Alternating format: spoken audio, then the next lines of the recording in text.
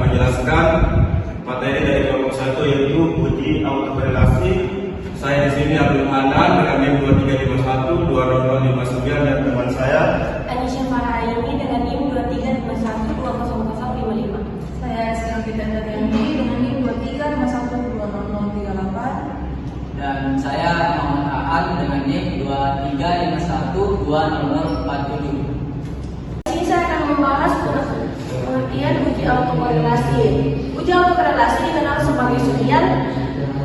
Maksudnya adalah korelasi antara serial atau antara data sebelum dengan data sesudahnya dalam dua yang disusun berdasarkan urutan waktu in series. Dalam data yang disusun secara cross section bukan berdasarkan waktu, maka autokorelasi sebetulnya tidak relevan. Pada data yang disusun secara cross section, autokorelasi hanya indikasi dari keterkaitan antara suatu objek penelitian dengan penelitian lainnya, atau dapat juga dikatakan sebagai kemiripan atau satu observasi dengan observasi lainnya.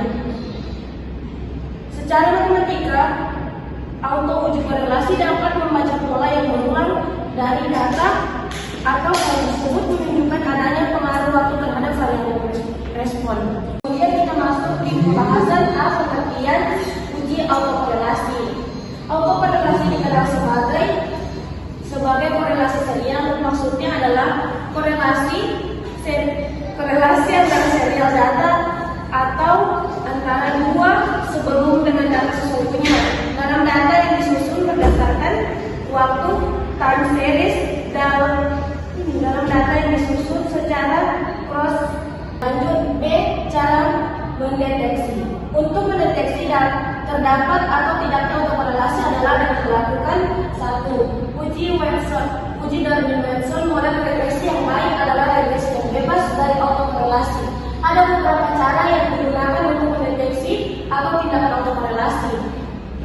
Di antaranya pendekatan yang sering digunakan untuk menguji atau tindakan autokorelasi adalah uji Darwin-Wason. Pengambilan keputusan ada tindakan autokorelasi dapat dilihat sebagai berikut. A. Jika D berarti terdapat autokorelasi positif. B. Jika D lebih besar 4 DL berarti terdapat autokorelasi negatif. C. Jika DU lebih kecil, DW lebih kecil 4 DL berarti tidak terdapat autokorelasi. D. Jika DL lebih kecil DW atau 4 DL DU berarti tidak dapat disimpulkan. Berikut contoh soal dan cara pekerjaan data yang digunakan berikut ini. Contoh data kasus permintaan air di kota Palu selama periode 2012-2021. mungkin langsung saja masuk ke tabel, yaitu yang ada di sini, yaitu variabel yang digunakan terdiri atas Y sama dengan penjualan ayam per kapita, X1 sama dengan mitra, X2 sama dengan mitra APSP. Berikut cara penyelesaian menggunakan Excel. Yang pertama, yaitu langsung buka Excel kemudian masukkan semua data ke Excel. Nah, begini. Kita salin semua, langsung pindah ke Excel. Selanjutnya kita data yang tadi itu pertama kita salin ke Excel. Habis itu untuk mengujinya di Excel dengan mengklik data, kemudian data analyze, setelahnya pilih regression. Paling bawah. Pilih regression.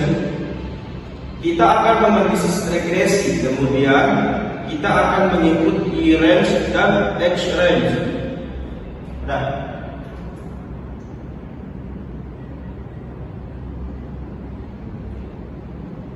range dan X-ray.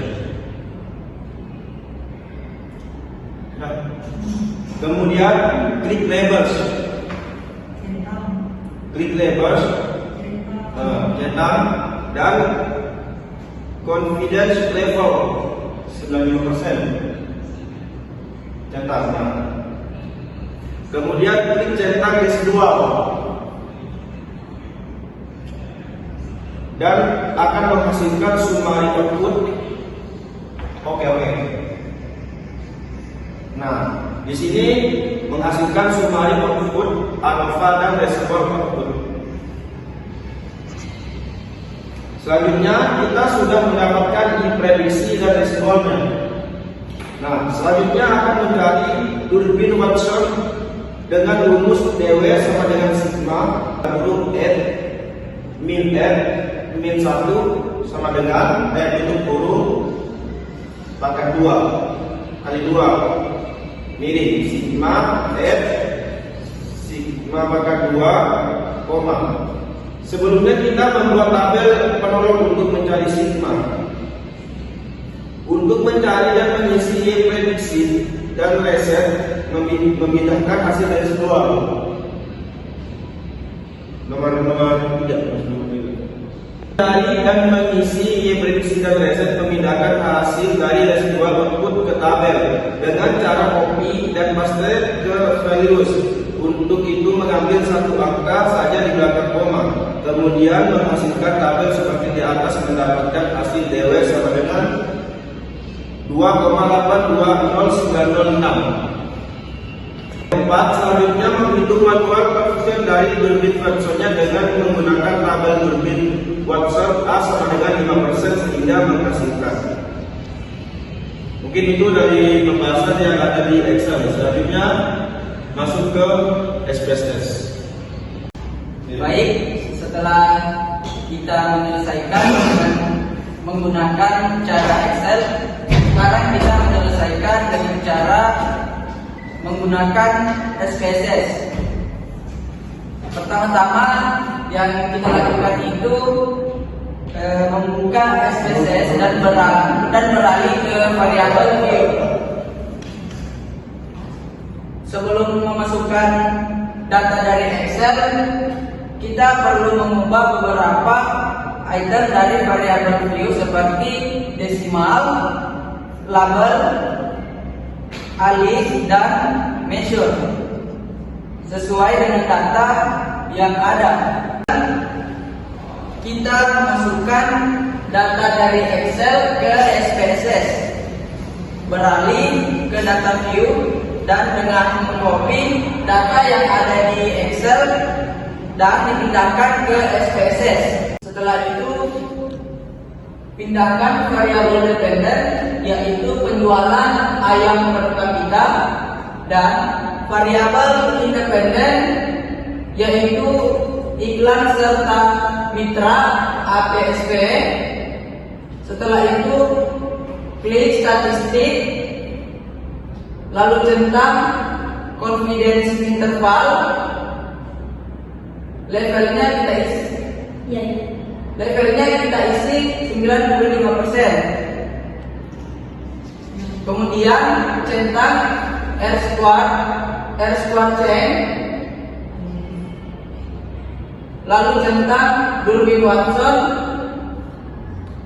kemudian continue. Kemudian bagian save klik,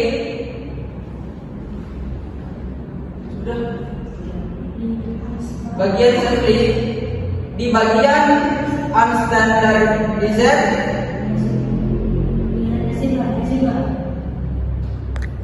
untuk melihat residualnya. Kemudian continue.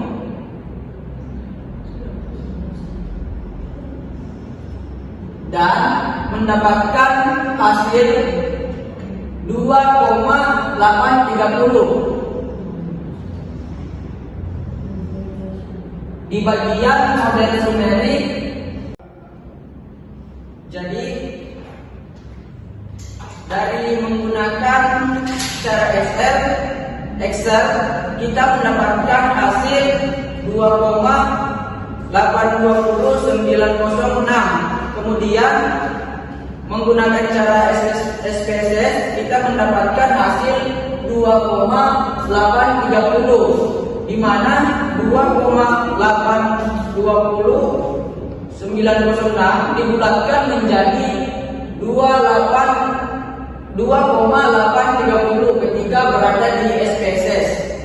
Jadi kesimpulan pada presentasi kali ini yaitu uji autokorelasi dengan SPSS adalah menggunakan metode uji turbin Watson, di mana pada artikel sebelumnya telah kita bahas bahwa ada berbagai metode pengujian untuk mendeteksi mendeteksi adanya masalah atau asumsi autokorelasi dalam kesempatan ini. Kita akan fokus untuk membahas tutorial uji autokorelasi dengan SPSS menggunakan metode Rubin-Watson test. Itulah tadi presentasi dari kami kelompok 5 tentang uji autokorelasi. Jadi semoga bermanfaat bagi teman-teman semua. Saya akhiri dengan mengucapkan wabillahi taufiq wal hidayah. Wassalamualaikum warahmatullahi wabarakatuh.